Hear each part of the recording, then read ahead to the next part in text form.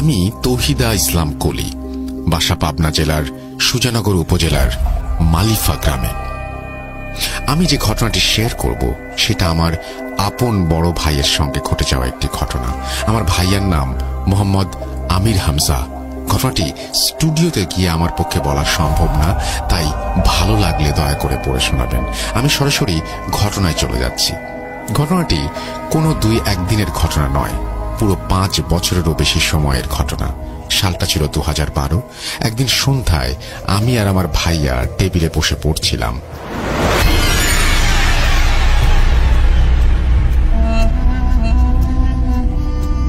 আমি তখন ক্লাস 3-তে পড়তাম আর ভাইয়া পড়তো ক্লাস 6-এ। গরমের দিন হওয়ায় টেবিলের সামনের জানালাটা খোলাই রেখেছিলাম। পড়তে পড়তে হঠাৎ করে খেয়াল করলাম ভাইয়া একভাবে জানালার দিকে তাকিয়ে আছে। বেশ অনেকক্ষণ ধরেই একইভাবে তাকিয়েছিল। একটা সময় আম্মু রাগ করে বললেন, হামজা, পড়া বাদ দিয়ে ওইভাবে তাকিয়ে আছিস কেন? আম্মুর অবশ্য আগে থেকেই ভাইয়ার উপর রাগ ছিল। রাগের কারণটা জানতে হলে একটু পেছনে যেতে হবে। তো ভাইয়ার ক্লাস টেস্ট ছিল। আমার এক আন্টি ছিল যে ভাইয়ার থেকে পড়াশোনা একটু কম পারত। তো ওই দিন ভাইয়ার থেকে আমার আন্টিটা একটু ভালো রেজাল্ট করেছিল, তাই জন্য আম্মু রাগ করে ভাইয়াকে কষে একটা থাপ্পড় মেরেছিলেন আর বলেছিলেন, ও এত ভালো রেজাল্ট করলো আর তুই কি করলি?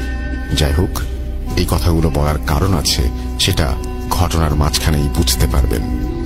তো আম্মু এই হামজা ওইদিকে তাকিয়ে কি করছিস বলতেই ভাইয়া হঠাৎই চেয়ার থেকে পড়ে যেতে বসেছিল। তখন আম্মু ভাইয়াকে ধরার সাথে সাথে ভাইয়া বলে ওঠে, আম্মু, আমার হুজুর আসছে, তাড়াতাড়ি কয়েকজন লোক ডাকেন, সে কথা বলবে। এই কথা বলেই জ্ঞান হারিয়ে ফেলে। তখন আমি আর আম্মু খুবই ভয় পেয়ে যাই। আবার আব্বু তখন বাসায় ছিলেন না, তিনি বাইরে চাকরির সুবাদে থাকতেন।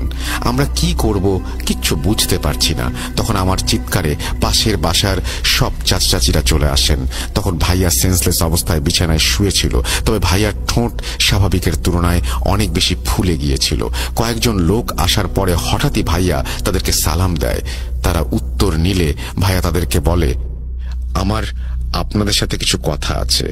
তখন ভাইয়া আম্মুকে উদ্দেশ্য করে বলে, আগে আপনি কথা দিন আমির হামজাকে আর কখনো স্কুলে পাঠাবেন না।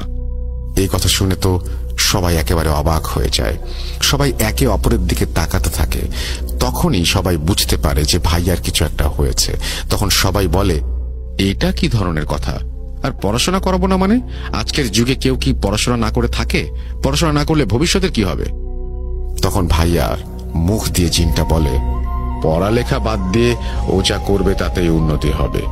ওকে বলবেন বাজারে ওর নানার যে দোকান আছে সেখানে কাঠের ব্যবসা করতে। তখন সবাই বলে, এটা হয় না কখনো। তখন ভাইয়া বলে ওঠে, এটাই হবে। আর যদি কখনো ওকে স্কুলে পাঠান তাহলে ওর অনেক বড় ক্ষতি হবে, আর ওর আব্বুর এক সাইড পড়ে যাবে, অর্থাৎ প্যারালাইজড হয়ে যাবে।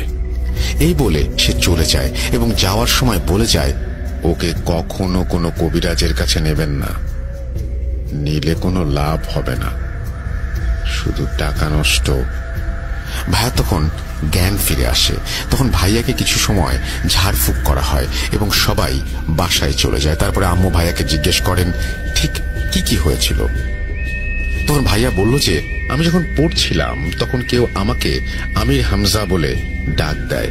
আমি জানালা দিয়ে বাইরে তাকাতেই দেখি আমার উঠোনে অনেক লম্বা একজন হুজুর সোনার টুলের উপরে বসে আছে।